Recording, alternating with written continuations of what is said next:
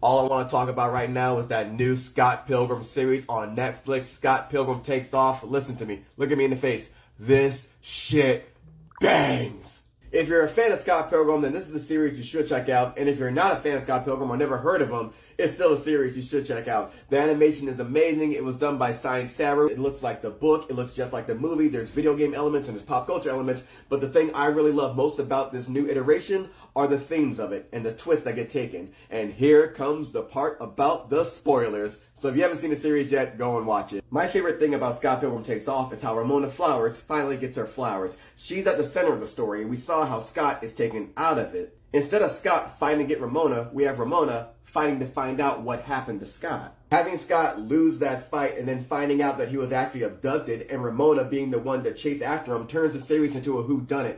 And the way it centers Ramona is brilliant because she felt something with Scott. And this time it is her choice to find out what has happened to him. And in doing so, she has to confront her evil exes. This time she's at the center of confronting her past, as it should have been in the original story. Scott Pilgrim Takes Off feels like hindsight was an editor for the Scott Pilgrim series. And now we're revising things to put people at the center of things and to highlight more supporting characters. The biggest center of that is Ramona, who now we get to see be both the hero and the villain of her own story. She gets to confront her own past, how she would have done it. Sometimes it's a fight, but at the heart of it, it's a conversation that should have taken place when she was in those relationships. Like, yo, Ramona wasn't a great person, but it doesn't mean that she can't be redeemed, and it doesn't mean that time doesn't show her the error of her own ways. She's allowed to be flawed, and she's also allowed to have a redemption, just like her exes. And in this iteration, we see that her exes aren't necessarily evil. Her exes are people, and they're people that are allowed to have been hurt by the actions of Ramona.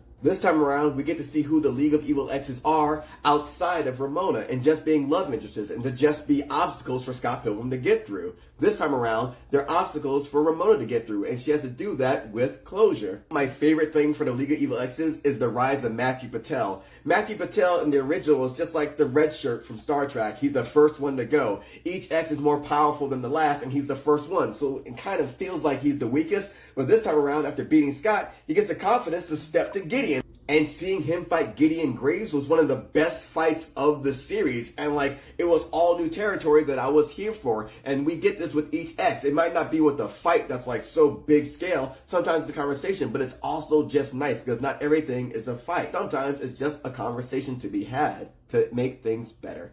I thought Scott Pilgrim Takes Off was just going to follow the book word for word. I love that they went in this whole new direction, brought in time travel, shit got wacky, but still found a way to make this canon as well. The original premise of Scott Pilgrim, a dude fighting a girl's evil exes, was a fucking genius idea. As I got older, I looked at it like, well, yeah, sometimes when you're dating someone, you have to undo the trauma of their past partners as well. And even now, like what, 19 years later from when the book first got delivered and we have this version of Scott Pilgrim Takes Off, I appreciate that now it's Ramona doing the work herself. Because why would someone else step in to do the work of you confronting your past? She's at the center now. She's doing it herself. And I appreciate that even more. I think I like this version better than the original. And I understand everyone doesn't feel that way. But if you're just like, oh, because Ramona's at the center fighting the patriarchy or whatever, well, you have 3 other iterations of Scott Pilgrim, the movie, the game, and the books to follow that original plot line. I also enjoyed how this time around it wasn't negative Scott that was a part of the story,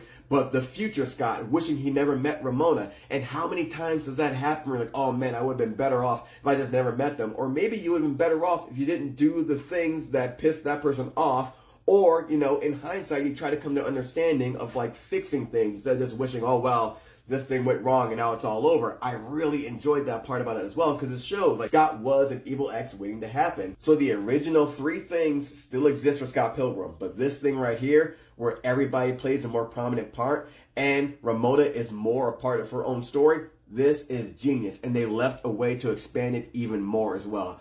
Fam, this is how you revisit your work with age, with hindsight, with time. When the first Scott Pilgrim book dropped, Brian Lee O'Malley was 25. He's 44 now, and it shows in the writing with him and Ben David what they did here. He's writing from a fucking older perspective, and it's brilliant. And dude really deserves his flowers for this, and I hope we get to see more of this series and more of Ramona being Ramona.